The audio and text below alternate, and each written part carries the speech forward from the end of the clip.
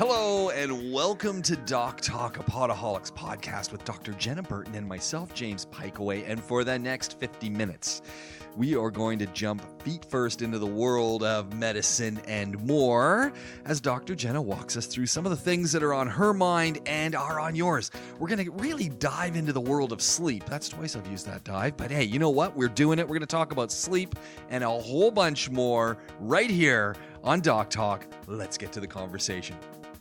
Well, I think that's the thing with medicine is it's so vast, and it's quite funny because as soon as you start doing sort of practicing medicine, everyone thinks that you know the answer to everything. And I don't even know whether I told you this before, but on my second day of university, so I'd literally done 2 days university, my auntie sent me some blood results of my uncle's for me to analyse. And I was like, really? I don't know anything. I've done 2 days of lectures, which was just sort of like an introduction to the university. But yeah, people expect you to know everything, and you don't, because you need, people specialise, they have areas of interest that they go into, so it's always good to have other people that come that have got that specialist interest and knowledge. And by the way, we are coming to you from our podcasting home of the Rove Hotel downtown in Dubai. I gotta say, the first thing when you came in, you really liked this room as well. It's so nice. It's funny, but it's like whenever you're going to do any work, you want somewhere that's cozy but bright and fresh and clean, and it's just that. And lightning speed Wi-Fi. This is one of the things. Really? Free, easy to get on. More importantly, the table tennis table that is. This is the kind of thing. If the meeting gets boring, you can just play table tennis. Yeah. And they've got the paddles and the balls here. So middle of meeting, it's not going anywhere. Just play. Well, are you any good at table tennis? No, you crack it out? Not at all. But apparently, are you good at table tennis? My hand-to-eye coordination is pretty much zero. So no, I quite like table tennis, but I'm terrible at any sports. I know some guys who were boarding school boys in England, and they're amazing at table tennis. And I asked them about that, and they said, well, it's because we spent a lot of time playing table tennis in our boarding school. As in, was it something that was taught? I don't know. Maybe they lived there, so... Yeah, because that's unusual, because you know how certain sports are performed by certain categories of people or different classes, say. So like rugby is a class of the well-to-do man. Yeah. I've never really thought about table tennis. And sort of it's not really a sport, but these guys are, they're the buff six-pack, bench press, really? Who knows what, totally in shape, and they play table tennis without their shirts on.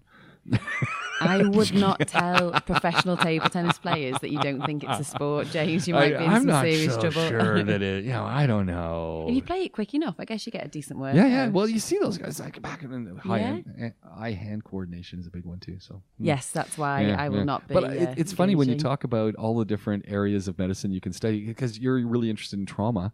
Yeah. And I never would have thought that in all the times that we'd talking, and I don't know, because do you not know that? No, because you were always dealing in GP stuff and things and whatnot, and I always knew a lot of GPs.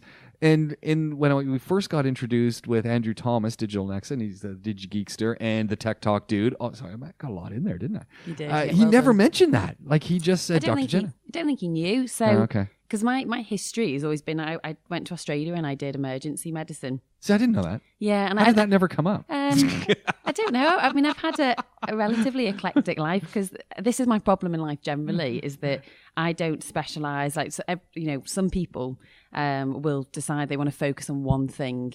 And I think we were told many, many times throughout sort of university and then early careers, you should find your area of interest and just focus on that. Yeah. But, that's just not me. I like to do that little bit of everything. Yeah. And so I have done quite a wide variety of things, but the things that I like the most are actually intensive care and orthopedics. Oh. So I nearly did orthopedics. I really was considering it. But what turned the tide to not go towards ortho? I think it's very difficult to talk about, but some of the orthopedic surgeons can be a little boisterous. And as a female in that industry, it can be difficult. And I just, like they say, birds of a feather flock together. And I found that the place that I felt most comfortable in the hospital tended to be an ICU, around anaesthetics and theatres. Sorry, not theatres. I meant in trauma units. That's where like-minded people tended to be. However, I have done lots of GP type work as well. And then the two, it's all very general medicine. It's just on whether it's highly acute or whether it's more outpatient based. Okay, very interesting. But so the bases are well covered then. Yeah, sort of. Because I never say fully covered because there's just so much in medicine. I don't believe there's any doctor that's not learning every day. And if you're not, you've got to ask yourself why. There's always something to learn. And what's great about the UK now is that it's quite a flat structure. So it is perfectly reasonable for a medical student, a foundation doctor, to turn around and say to the consultant, "Did you read this last night or something that came up on the news?" Or they've altered the dose of such and such because this has been found. And years ago when I first started, that would absolutely not have been allowed. It was very hierarchical. Yeah. And now you don't want to make them look bad. You don't make your attending look bad, or you're in trouble. Well, it's okay now. It's kind of accepted that we're a team and that we will all have different areas of knowledge, and it's just that ultimately the final decision rests with the consultant. Well, I guess access to information has changed as well. Yes. So the opportunity to be reading online and reading from Europe and North America and then back to Australia and stuff that's happening, it's all out there. And so you've got to be tuned into all these things or you miss out. Very much so. I remember, again, when you would learn about, so say you suddenly started to learn about the kidney, you'd have to go away with a huge book on renal diseases, and it would be, £100, and you'd be walking back at home, and your bags were so heavy because the textbooks were so big. And now I believe that they don't really tend to have textbooks because they become out of date so quickly. Everybody instead is on a site called Up to Date, which is renewed daily. The information's coming in so thick and fast and quickly that you really have got to do sort of a bit of daily reading. Keeping up with that is just incredible. And you expect your doctor, whether they're a GP, if they're working in ER or trauma or surgery, you want them to be up to date, but who has the time? Well, this is the thing, is that you don't, and you can't keep up to date with every single thing all times. The most important thing is that you're safe. And then when you then need to have that specialist intervention, that specialist should be up to date on their specialist interest. Right. So you've got a safe doctor that knows, has a really good overall knowledge, and then they point you in the right direction for where you need to be. And I think that's how the system works quite well. The difficulty becomes, and we've had this discussion before, when people go straight to the specialist and they forget to go to the directing doctor because the specialist is so narrow on what they know. They'll have a good idea, but really you could do with just someone directing you and checking everything else is okay first. The big thing I'm reading in Canada these days, especially in some of the Nova Scotia, eastern provinces, is the number of people who don't have a GP. And the numbers are staggering, like 50,000 people in one province, no GP. There's just not enough doctors to service the clientele, and it's scary. So what are they doing there at the moment? I guess, so if you don't have a doctor, you're going to walk-in clinics and other things, but there's no one following you. There's no one, you don't get to know anyone from, your teens on through till that person retires. So no one has your long-term history. It's kind of ad hoc medicine. It's kind of happening more and more, actually, because people like to take control of their own healthcare, which is great. Yeah. And I totally agree with that.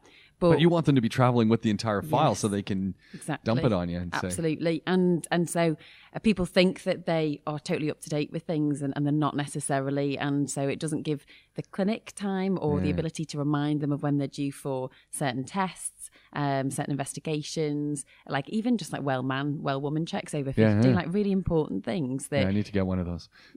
Absolutely you do, James. Yeah.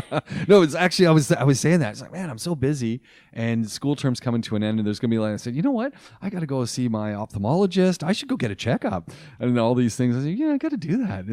It takes time though. It does. And I used to be of the opinion that it was a bit of a money-making thing. And why would you be testing people that were completely fit and healthy? And then having done lots of well man and well woman checks, the amount of things that we found. I haven't had a cholesterol check in a while. And so I thought, I should probably just get some blood drawn and just see what's going on. Just even to have a chat. You don't need to have a whole wide array of investigations. You just need to go and have a chat, talk about your symptoms, your family history, what things you have suffered with, and then you can create a tiny management plan, and that might be just the few basic blood tests, nothing Well, major. that's it. Yeah, exactly. And it can be fundamental to you. I thought I better do that. It's been a while.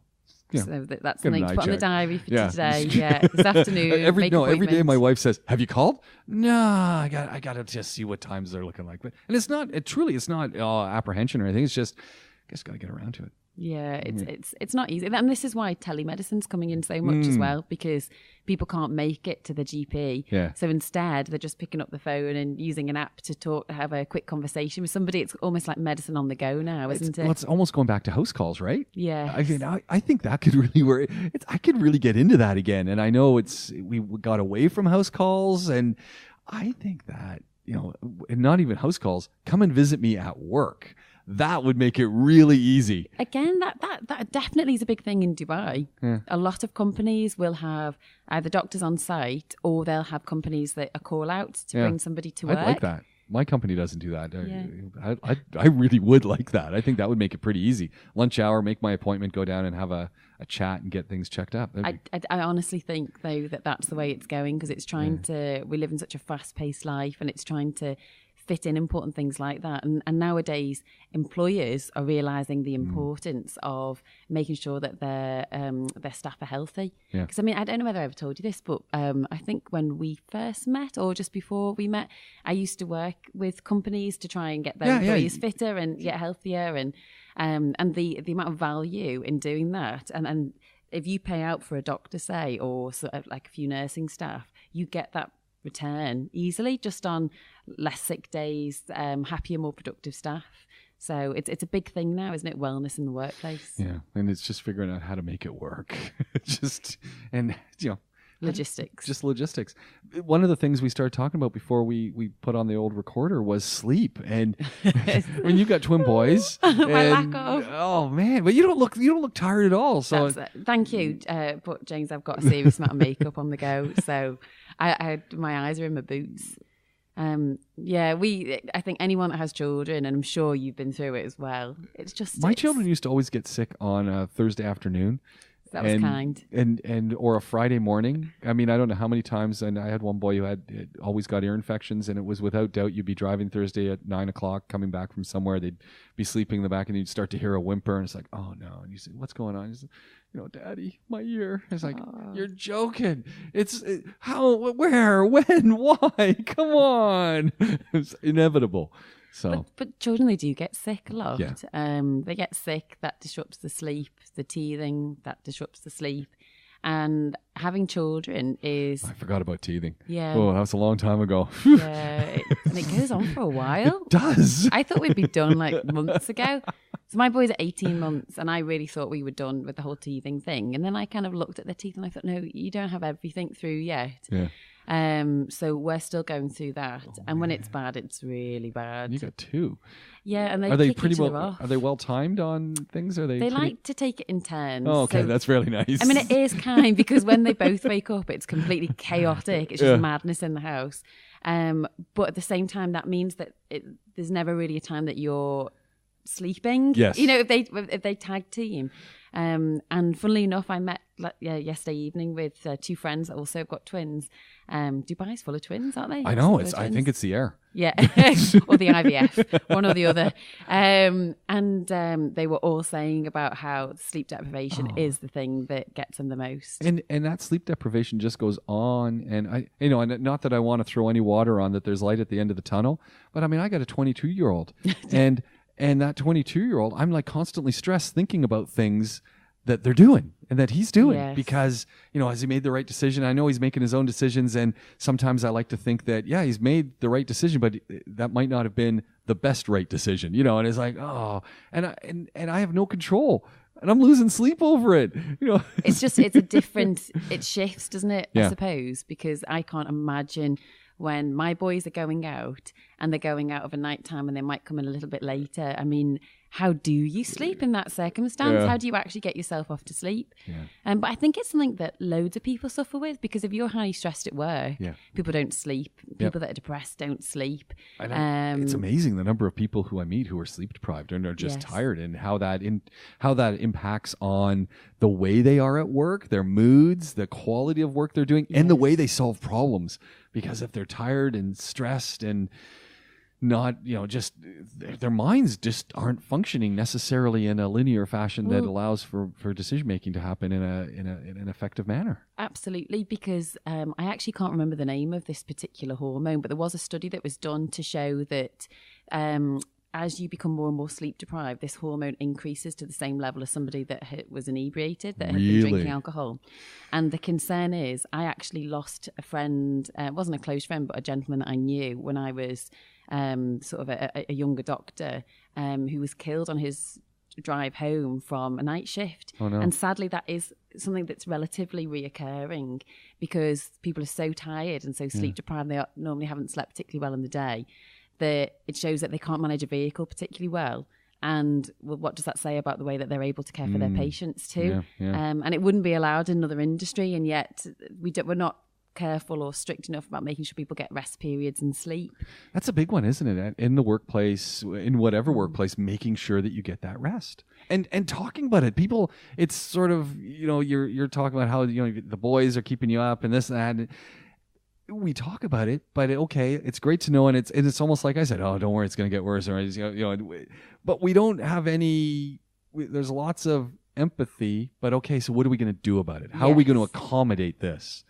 And we don't talk about that. We don't, but it is something that's a little bit on the rise. It's quite topical at the moment, and a lot of companies are developing sleep pods, aren't they? You know who does that in Dubai? Huawei. Oh, do they? They're your favorite? I love their phones. Yeah. And I know some people, but I really do love their phones. And I've visited their offices here in Dubai, and they have sleep pods. And the last time I haven't been there in a few months, but the last time I was there, actually, they were all being used because I said, yeah, maybe I could grab a half hour in there. And they said, they're all in use. There seemed to be a lot of women who were pregnant, and they were all having naps in the sleep pods. But it allows them to stay in work longer. And it's encouraged. They want people to be using them, and they've got an attendant who freshens them all up and go again. Isn't there a cafe in Dubai as well that's got sleeping pods? I don't know. I'm sure there is in like Al Quoz somewhere.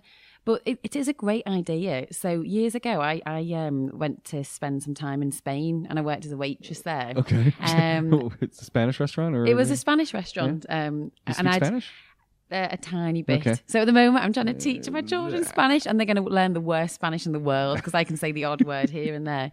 But no, I did, and I lived like the Spanish. So I had a siesta in the middle of the day. Nice. And I would stay up a little bit later, but I would still be able to get up early. And I found that breaking the day in the middle with a little sleep just helped me through. And we used to do that here. Yes. And the Emirates, depending on which Emirate you're in, if you head to Al Quoin and Ras Al Khaimah, there are parts of there that they still do that. You drive through them and they're shuttered. Heading through to Abu Dhabi, and once you're outside the city, there's parts when I've been through during the day that look like they're abandoned, and then at night it's a metropolis. And this was the Middle East as well, but it's slowly been clawed back. The Western 20 work your 8-hour day, 9-hour day straight through.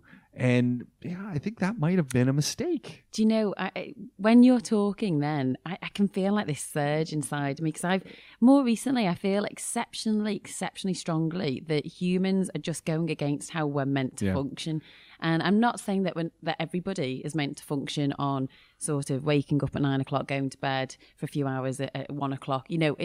Everyone is different. That's the point. But the way in the modern world that we live in, we don't allow each other to live how we are comfortable and how we get the most out of ourselves, how we are more healthy. We don't allow that. Some people do need more sleep than 8 hours. Some people need a lot less. Yeah. And we should be able to listen to our own instinct, shouldn't we, really? I think a nap time works. I mean, I often will come home from work, and if I'm lucky to get home early at 2:30, 3 o'clock, have a nap. Yeah. Have a good half-hour nap, and I feel great. Yes. Sometimes in the office, just put a pillow on the chair and have a nap. I've got a face mask and just have a nap.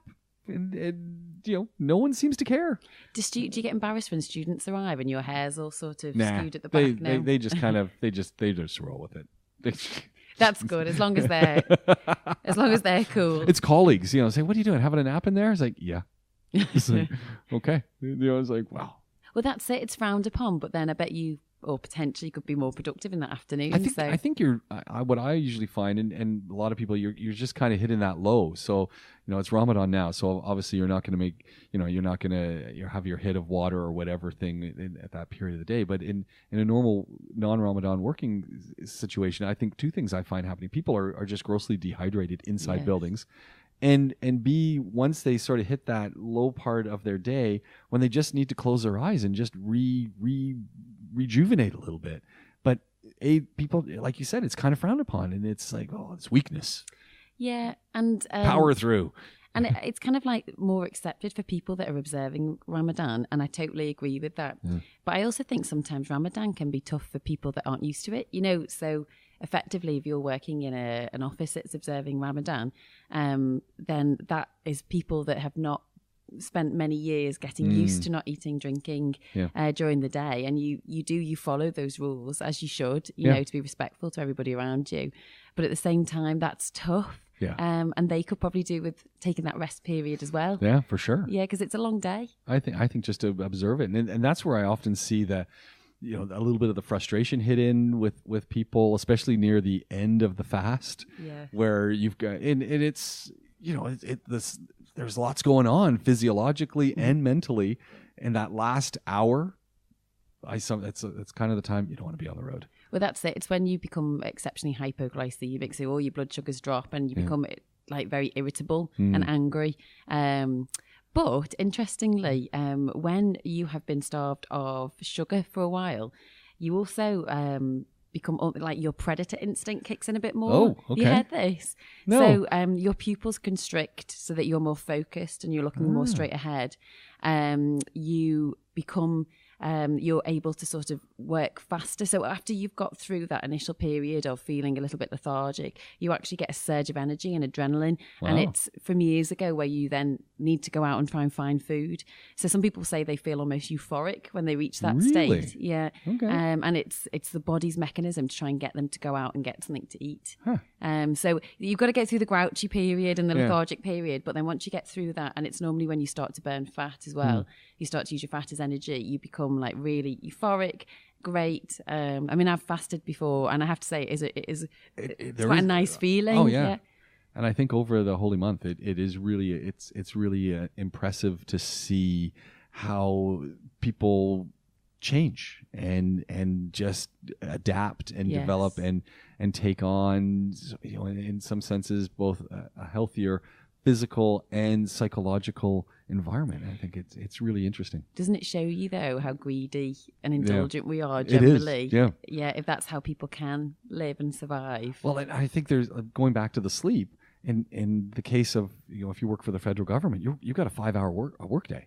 Yes. And so that's accounting for a whole bunch of things. But the 5-hour work day kind of works, and people are a little bit more rested because they're having that nap, and then they're doing their things in the evening, and then they're getting up and they're doing what they need to do, coming to work, and then going home, and those 5 hours work. Well, isn't it in Sweden where people aren't allowed to work of a weekend or of an evening time?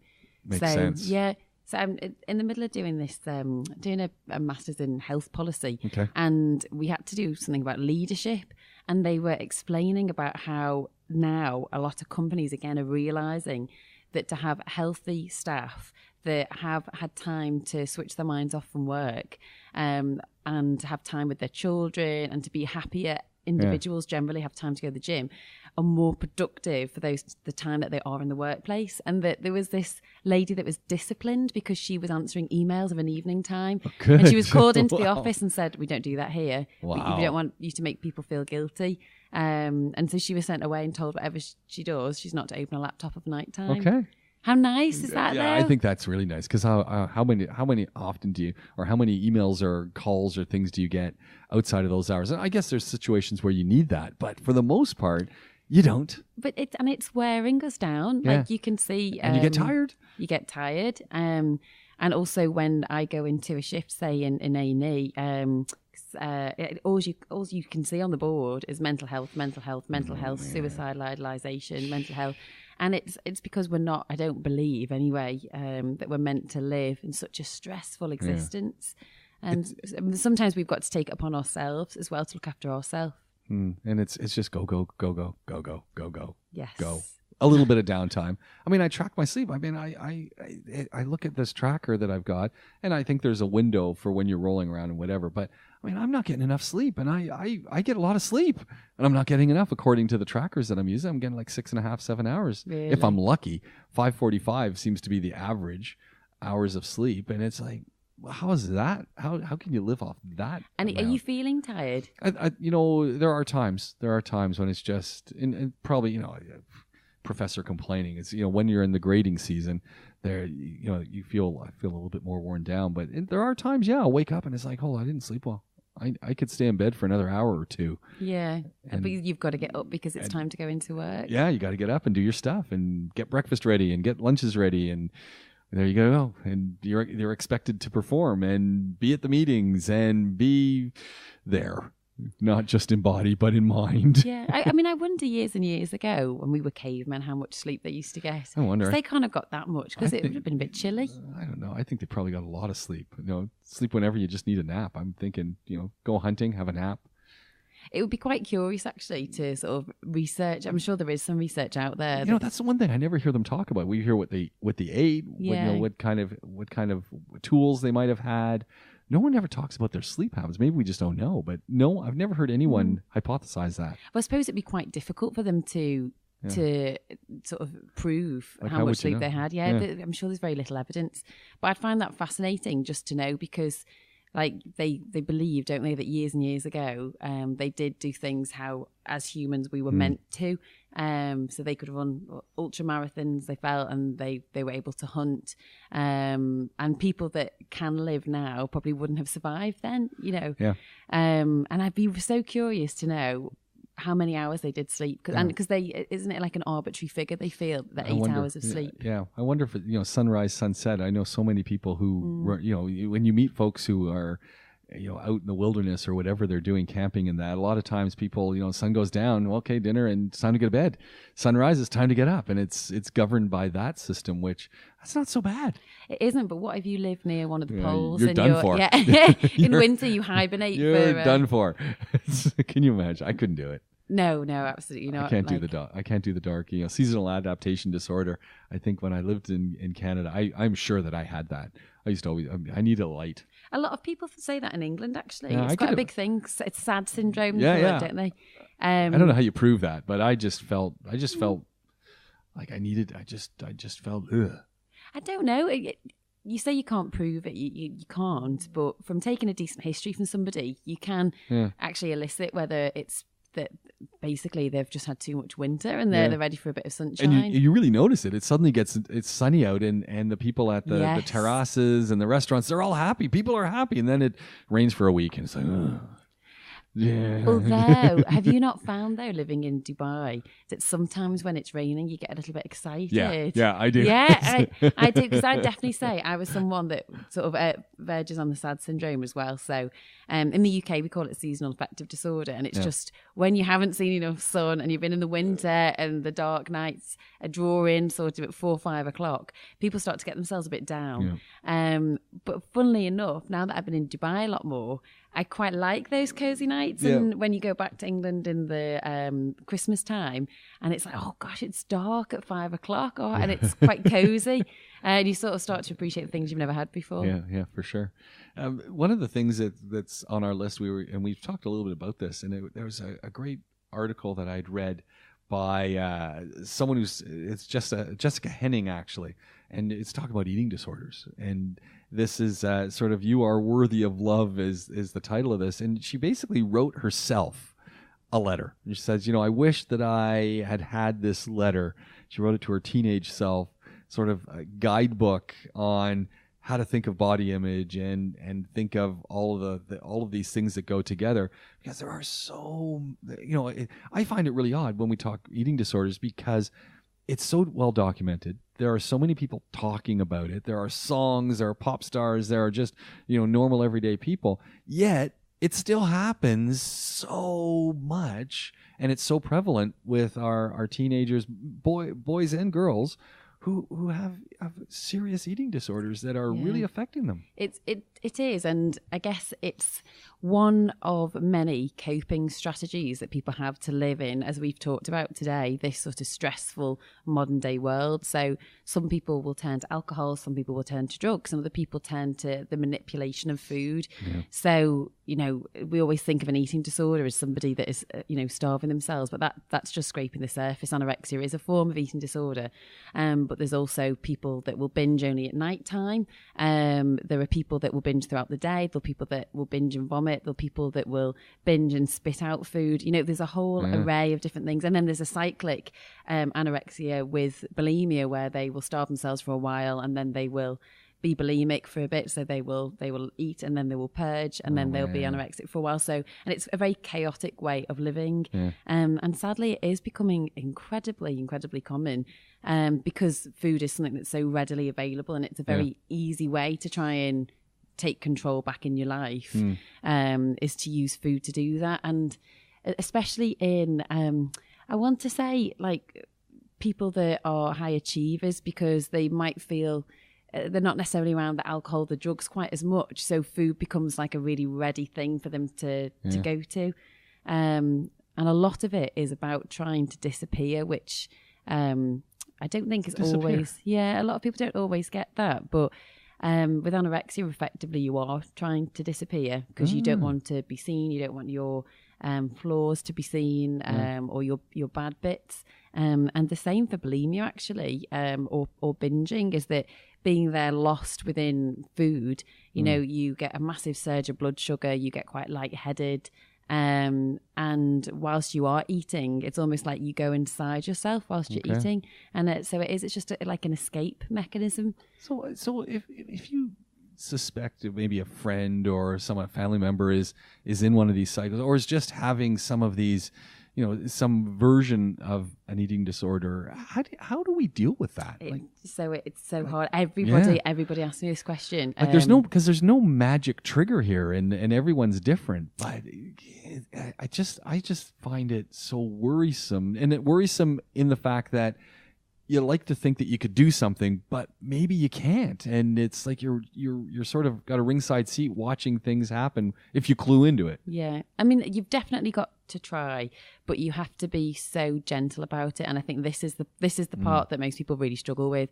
So one technique or one thing that people will think to do is to effectively shout at their children or their friends and say, look, what are you doing to yourself, and start to get quite annoyed. But you're talking about somebody that might not look vulnerable but is incredibly vulnerable. The fact that they've got this big secret, or they're so desperate that they are trying to escape. I mean, this is someone that is really sort of very delicate and should be handled delicately. The other thing is, people with eating disorders tend to be trying to take control back into their own lives for whatever reason. They say generally, even people in the workplace, those that are happiest are the ones that tend to have control of their own destiny and of what they're doing. So again, eating disorders, it's a way of trying to take control, and you're manipulating food to take control. So if you then sort of march somebody off to the doctors immediately, and you treat them like a child and allow them to be babied, they're going to resist quite strongly.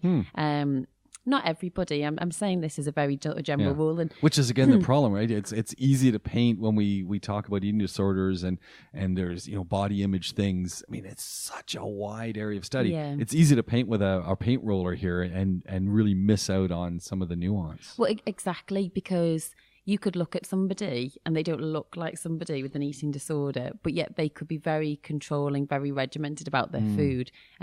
I can't actually remember the definition, but there was a newer type of eating disorder that came out where people will only eat healthy foods. So they will not eat anything that is considered to be unhealthy. Okay. And it sounds great. It does sound great. How can that be bad? They're that's what we want people to do. But it's the mental stress and the obsession that goes with it. So if there isn't a healthy option, they're not eating. Yes, and they become very distressed and very obsessed. And it's not a nice way to live. It's not. It's a stressful existence.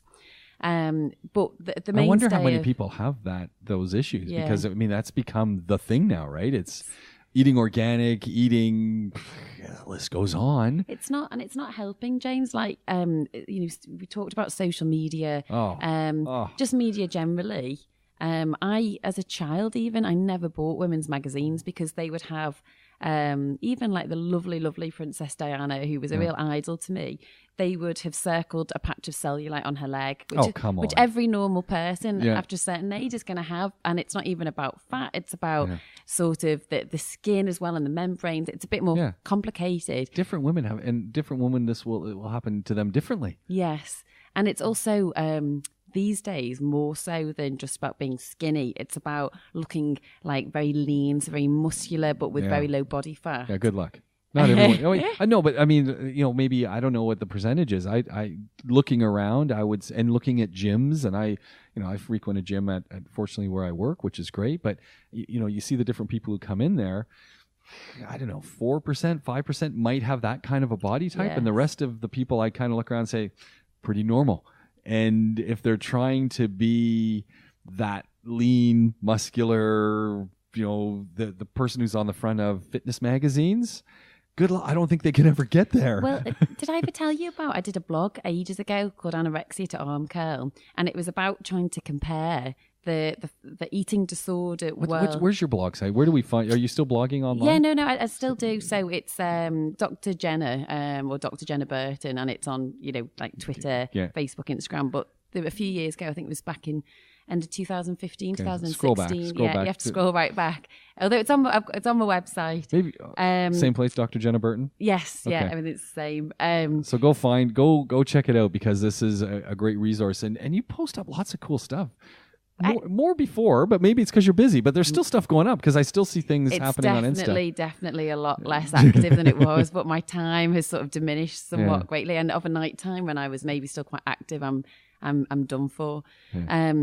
But yeah, it's a shame I didn't really. I haven't really sort of. Maybe I need to go back to that blog at some point, because it was just I put myself through the cycle of trying to be a physique model to prove how difficult it was, and how actually nobody, or very rarely, do people walk around looking like that on a day-to-day basis. They've had to dehydrate themselves for photo shoots, had to pump themselves up with sugar. They've been exceptionally calorie depleted.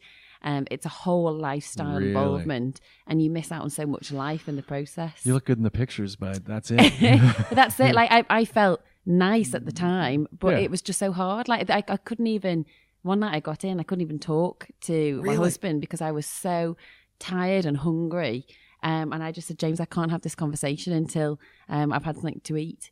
And there was one time I was exercising twice a day. My calories were so low, and I was doing it with a lady who is exceptionally honourable and did it in the safest way possible. So there are other ways to do it that are not so safe. So what do those people go through? This is always the thing that always sits in the back of my mind. And I like to exercise like everyone, and I like to follow a good diet, maybe a lean diet, or what is the word we use? Clean diet. Clean diet. Well, clean, I'm not quite close, sure what that means, but a clean diet. And all I keep asking, and I've had people that we follow online, and we see them, and people around here in Dubai you might follow, and who've done that. And my big thing is, can you sustain it? Yeah. So if you're working in the fitness industry, it's your job. Maybe you can. But the normal person like me, that's a hard thing to do for the rest of your life, is keep up that twice whether it's once a day exercise routine where you're doing these things. I mean, we want to do it, but it's a lot. Do you know that a lot of people, going back to eating disorders, a lot of people that are bulimic or binge eaters used to be anorexic? Really? And the body will only allow, not always, again, I have to say that for everything, because that's the same in every aspect of medicine, not always, but largely, your body won't allow you to continue to starve yourself. At some point, there will be an overriding thing where all of a sudden you need to just try and take in as many calories as possible. And that's how a lot of people become bulimic binge eaters, because it is impossible to sustain that. Like, you're effectively going against what your mind and your body wants to do. So, I mean, I agree. I think the normal person should be celebrated because that's what is going to be long-term, safe, healthier, better for you and sustainable. Well, social media is such a problem as well. I mean, I mean, I follow a lot on Instagram, a lot of these running things, because I mean, I do my 5K 4 times a week, or I try to do it every day, but there's usually, when I podcast, it doesn't quite work because I do it at work. And so, I do my 5K and maybe a little bit of body weight exercise. Nothing spectacular. I mean, I'm no superhero. It's just, I call it my therapy. Yes. But what becomes interesting with that whole mix is I start looking at it, and when I follow the Instagram photos of the running stuff, these people look awesome. And I look at you them. look great, James. What are you talking about? But I look at them, and then I look at me running in the mirror, and I go, I don't look like anything like these people look like. How can they possibly do it? And then I kind of look at them and I say, hold on a second. I'm in like my 50s. That person looks like maybe they're in their 20s. I hope they look like that when they're in their 20s. But you still look at it and you're constantly comparing yourself, saying, oh, my legs don't look like that, or my abs don't look like that. Or it's like, I find it very, very counterproductive. No, it is. And I don't think we're supposed to compare ourselves to so much that, that we do. But you also have to remember a lot of these people that have their photographs taken, this is their job. Yeah. They're not just doing a 5K run every day. It's admirable to do that when you've got children, you've got a wife, James, you've got a full-time job, you're podcasting. To just get anything in is really impressive. You make me feel good. I gotta hang out with you more. I can be nice to anybody, don't worry. No, but it's true. Like you're not comparing like for like, are you? But that's the problem with Instagram, right? We're just looking at it's almost tied around things you like to do. The cooking things, the exercise things, and whatever, the eating. And you got to constantly put the other filter on. Is this like for like? Where's the photos of the mid 40, 50 people doing these things? And hey, we're not seeing those. Why aren't we seeing them? Well, because they all look like us, and they don't want to put those photos. And it's like, oh, okay, hold on. I think that to me is what somewhere along the line that flicks off, and that compare like for like.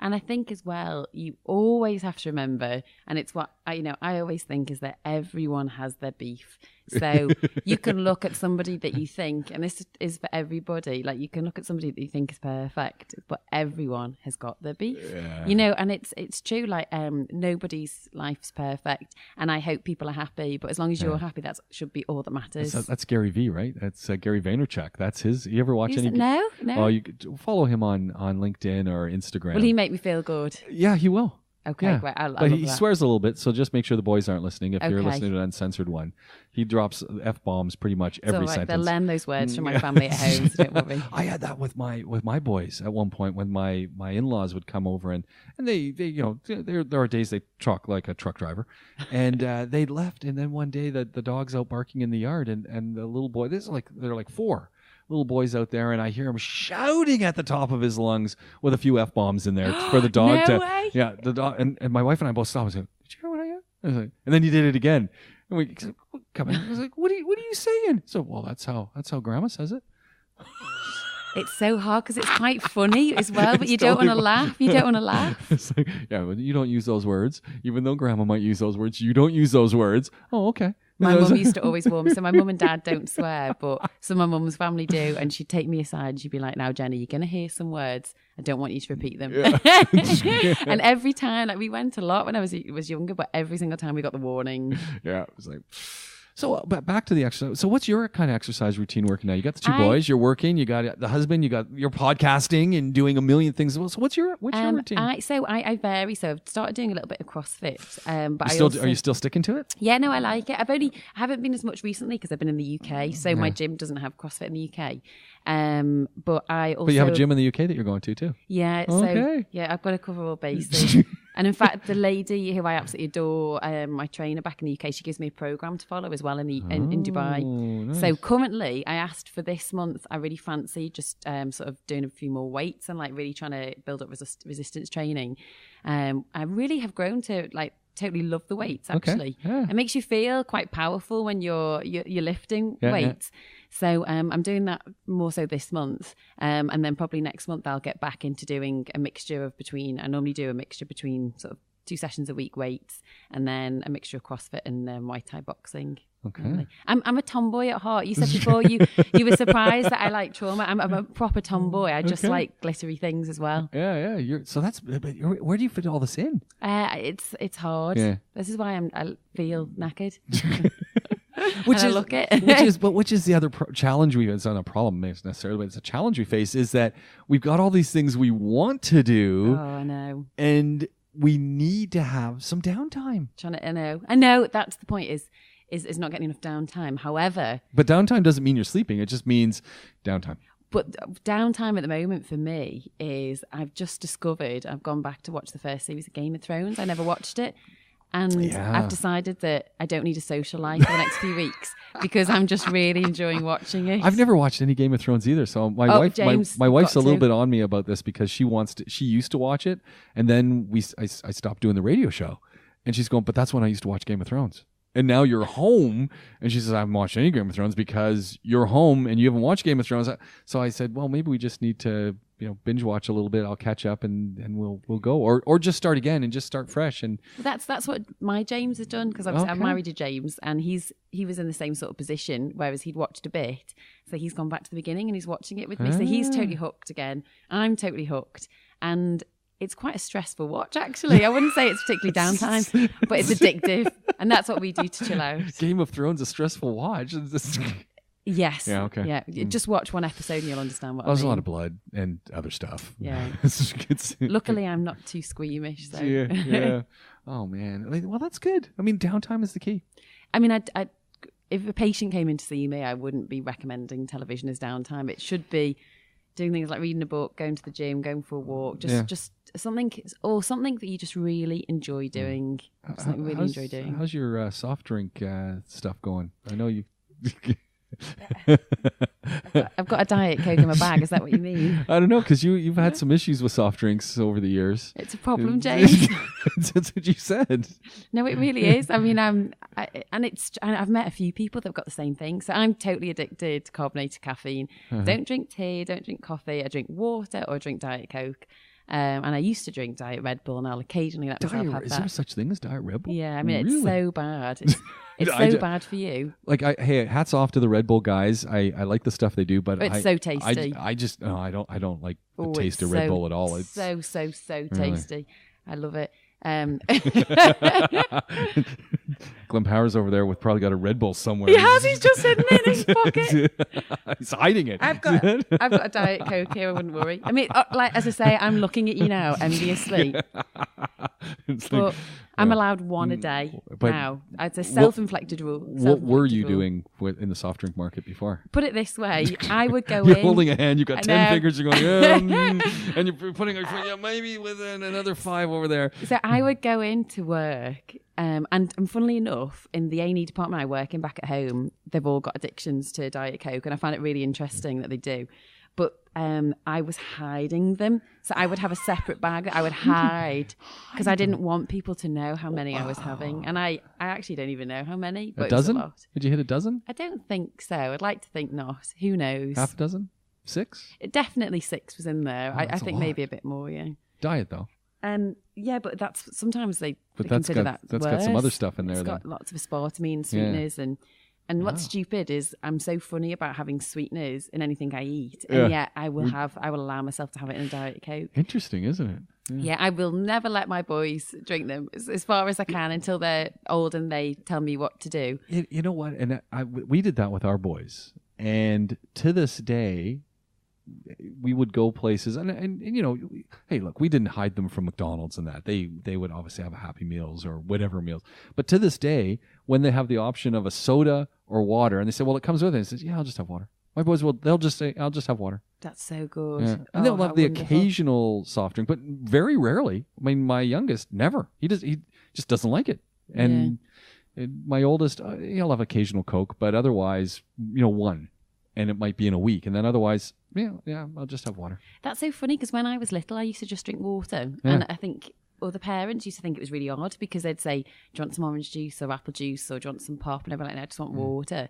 And then I think it was when I was about 15, I got the taste and then that was it, like no going back. Yeah. And it's since I had the boys, I've knocked it down to 1 because it's like, no, I need to be alive. I'm just drinking sparkling water these days, man. I go through a case of these things, and So I don't drink any soft drinks at all, just sparkling water. Do you have a soda stream? No, I don't, but I do need to get one of those things. Yeah. Because probably when we're back home, we'll do something like that. But Just because I have to say this, because I am here as the medical person giving advice, but there is data that suggests potentially sparkling water can cause osteoporosis because sometimes the carbon dioxide reacts with the calcium. That's good to know. I didn't know that. Yeah, now it's in debate. Yeah. Because other places say that other than giving you like maybe a little bit of irritation in your stomach, nothing will happen. Yeah. But I do like sparkling water, and I use it as effectively like an e-cigarette for Diet Coke. Yeah. So I will have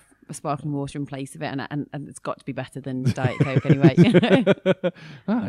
This is the other side, right? So for all these things, even the good things, there can be a bad thing part to it. Everything has got a cost, doesn't it? Everything. And you pick your poison in life. Yeah. So unless you're just drinking plain water and eating vegetables all day, and even someone will come in and say you need to get more protein. Well, you can't do anything perfectly. Well, what was the one I heard today? They were talking about a girl with a severe allergy to peanuts. And so they're very cautious about the food she eats. And she was in a grocery store and she had a piece of salami and had a serious reaction because the salami is now, they're starting to use pea protein, like pea powder. Yes. And I guess peas, peanuts, and there's 3 other things are very closely related in that. Yeah. And so there's so much, they're using pea powder in some of these things as fillers. And she had a full-blown allergic reaction, would never have known. And the parents even said, we spent a lot of time looking at things. And they said, that powder is also used in a lot in one of the milks that would be almond milk, uses often pea powder in it. And so you got to really look at all the labels. And they said, but they never would have thought in a meat product to look at the label. I do know this story, and it's so sad because they've got to be so careful. Because I didn't even know that peanuts are actually like a legume as opposed to a nut.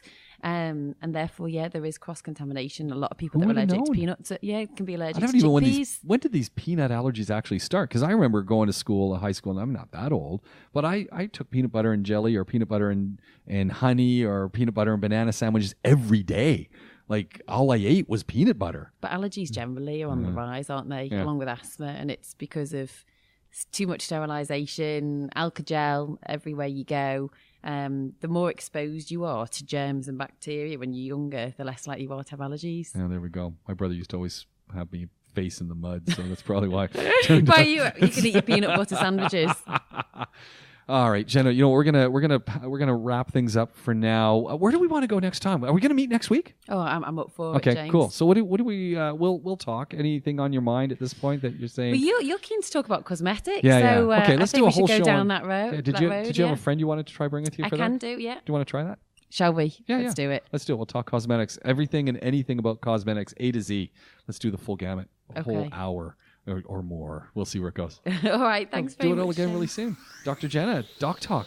You've been listening to DocTalk, a Potaholics podcast with Dr. Jenna Burton and myself, James Pikeway, coming to you from the Rove Hotel, downtown Dubai. I gotta tell you, it's been an awesome show. Sleep was on the agenda. If you want to find out more about what we're doing or get in touch, potaholicswithak@gmail.com or hit us up on the socials, Potaholics with a K. Thanks for listening. Share the link. So long for now.